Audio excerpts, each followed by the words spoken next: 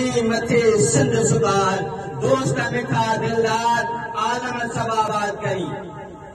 मोहतरम जनाब प्रिंसिपल साहब, मौजूद मेहमान, एहतराम के काबिल उस्ताद साहिबान, मुझे मुस्तकबिल जा मोहम्मद शागिर्द साथियों, अस्सलाम वालेकुम। जिए सब का पहिरीं शुक्रगुज़ार आहियां उन्हनि उस्तादनि जो जिन हिन नाचीज़ अॻियां शागिर्द खे तक़रीर करण जो मौक़ो ॾिनो। जनाबे सदर, अॼु मुंहिंजी तक़रीर जो उनवान आहे एकता जो ॾियारो। जीअं त तव्हां सभिनी खे ख़बर आहे त अॼु टोपी ऐं अजरक जो ॾींहुं आहे, यानी एकता जो ॾियारो। असीं सभु सिंधी हिकु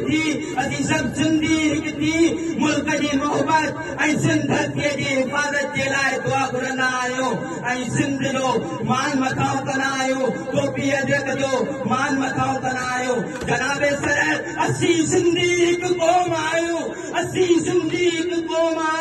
हिकु खानदान आहियूं, हिकु तंजीर की आहियूं। हिन तंजीर खे केर बि तोड़े नथो सघे।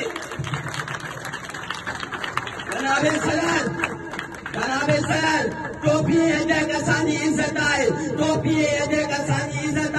जेकॾहिं को असांजी इज़त में हथ विझंदो त असीं हुनजी सिसी दर खां